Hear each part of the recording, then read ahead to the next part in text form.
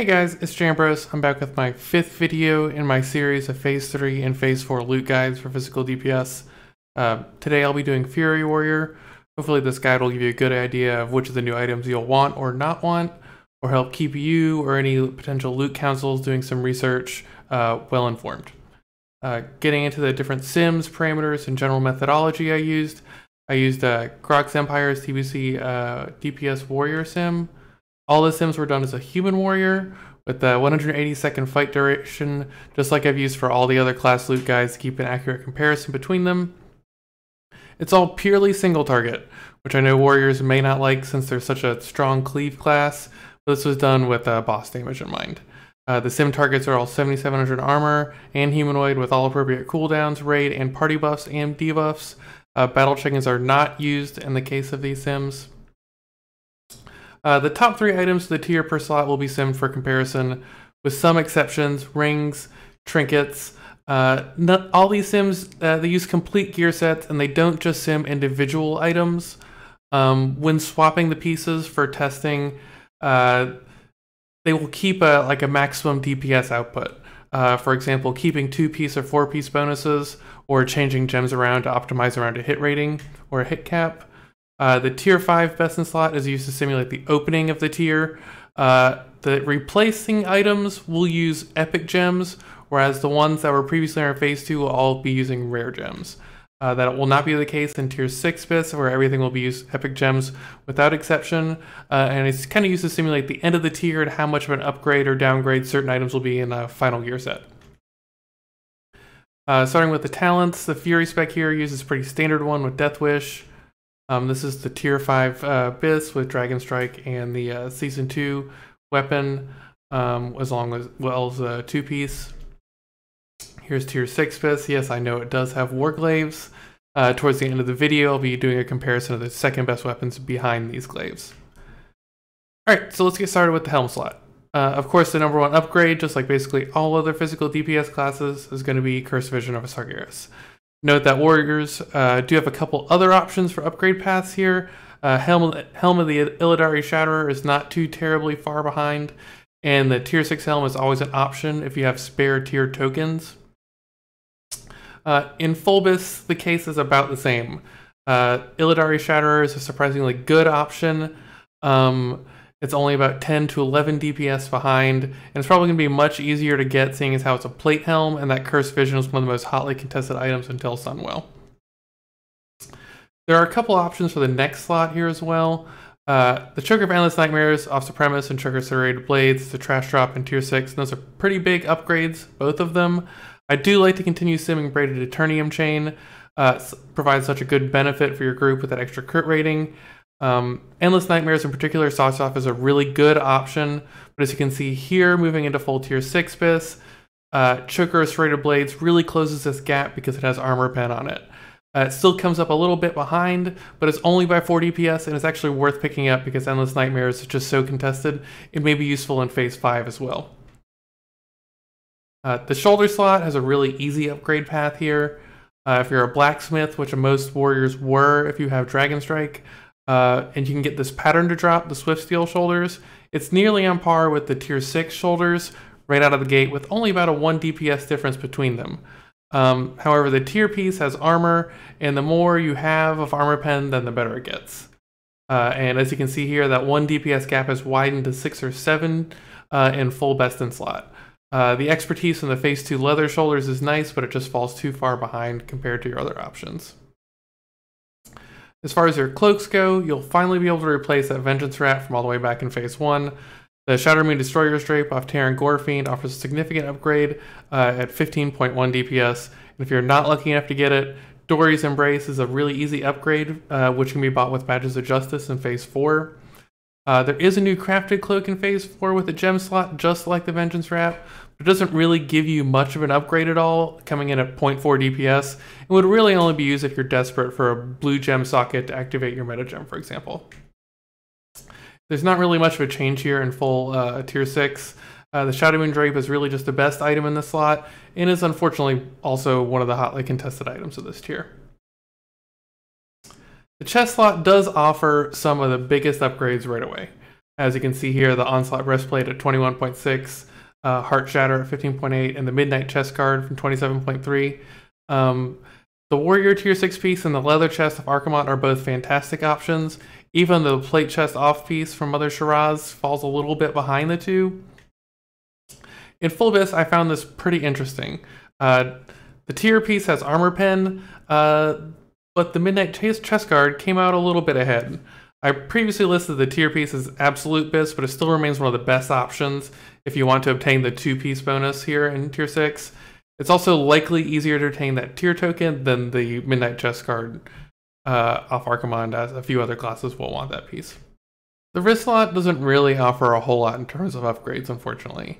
The Phase 2 plate bracers are quite good and are really only upgraded by the Deadly Cuffs that drop from Rage Winter Chill and Mount Hyjal. The leatherworking bracers are less than a 1 DPS upgrade, and they're male and have intellect. Do you really want to be caught wearing intellect gear? I didn't think so. Same story in Full Abyss. Deadly Cuffs are your only real option here. I personally wouldn't prioritize them myself too heavily for the bracer upgrades. Just as like as with the leather shoulders, the expertise is nice here in your hand slot. From gloves to the searing grip, but we'll be dropping them for some more other really good options starting in Phase 3. Grips of Silent Justice are an absolutely fantastic item, just loaded with Armor Pen, and even then the Pillager's Gauntlets and Onslaught Gauntlets, your tier 6 items, are upgrades as well. In Full Abyss, the other options don't really come close though. They're just not as well itemized as the Grips of Silent Justice, and we're not really going to be aiming for the 4-piece, so those are just really it's your only real option here. This is the one slot where you actually want to keep that expertise item. The belt options are not really that good. They're just not as attractive. If you were lucky enough to obtain the hotly contested Vash belt in Phase 2, the Bone Weave Girdle is mostly a useless item, and if you didn't get the Vash belt, then you most likely still be using the Phase 2 crafted item, Red Belt of Battle. Previously in Phase 2, the leggings of Murders for Intent were a best in slot off piece, but these will get replaced with any of multiple options that you have starting in Phase 3. This slot offers one of the absolute biggest DPS upgrades until Sunwell, not including Warglaives. The leggings of Divine Retribution carry a whopping 350 armor pen and sim out at a 45.1 DPS increase. Even then, the tier 6 legs and the leg guards of Endless Rage are both very good, but the Divine Retribution legs are just insane. They're really at the top of your list of items to get. Fortunately, they're plate, so you're not going to have a ton of competition for them. The other items really start to fall behind towards the end of the phase.